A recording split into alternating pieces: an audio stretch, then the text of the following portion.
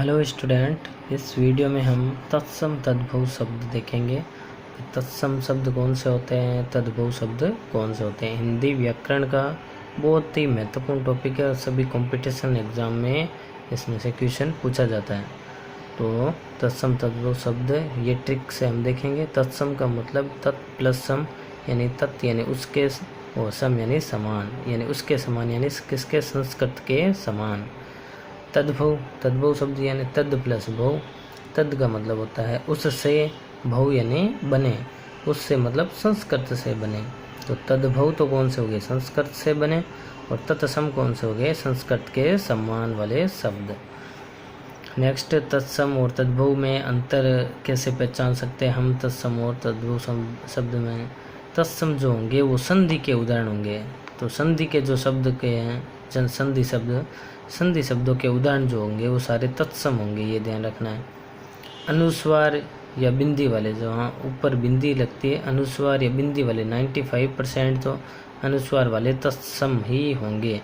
और इसमें चंद्र बिंदु होती है, हमें ये पता है। चंद्र बिंदु वाले सारे शब्द हैं वो तद्भव होंगे, ये ध्यान रखना है। चंद्र बिंदु वाले वो तद्भव होंगे।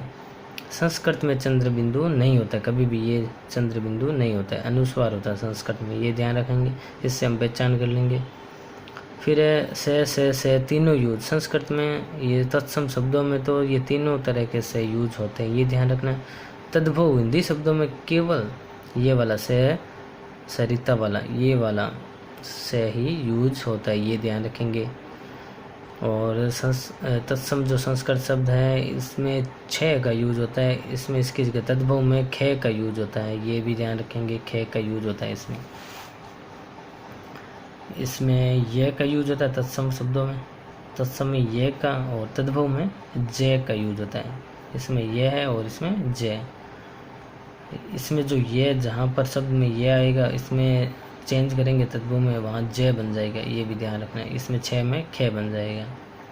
फिर 1 से 100 तक की गिनती है वो तद्भव में आती है, ये ध्यान रखना है। 1 से 100 तक की गिनती तद्भव में आती है।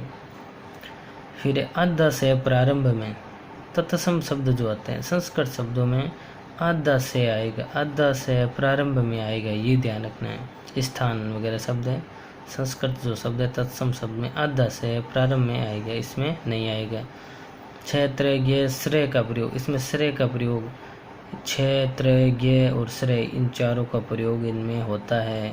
और तद्भव हिंदी के शब्दों में प्रयोग नहीं होता है। तो ये हम शब्दों के अंदर देखते ही पहचान लेंगे कि ये तत्सम है या तद्भव है।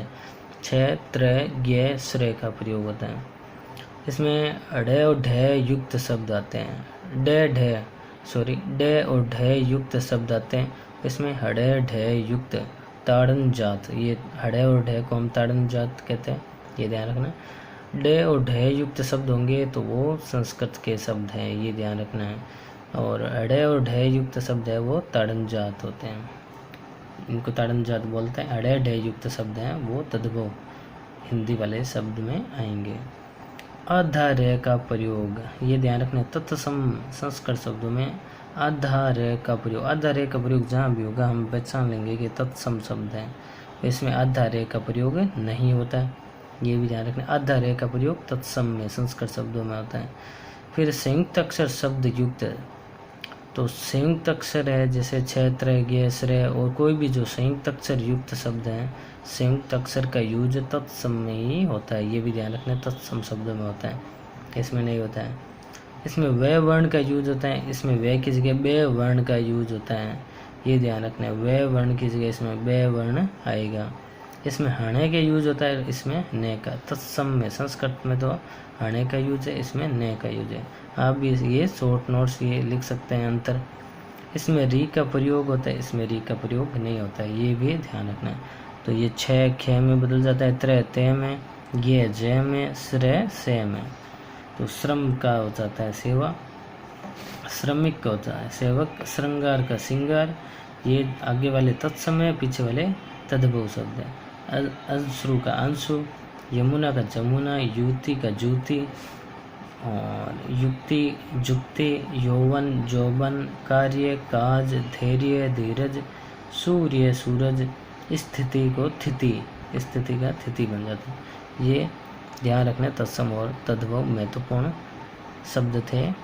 तो इस अंतर से हम देख सकते हैं कि कौन सा शब्द तत्सम है और कौन सा तद्भव है। तो ऐसे ही वीडियो के लिए मेरे चैनल को लाइक, शेयर एंड सब्सक्राइब ज़रूर करें। Thank you for watching video.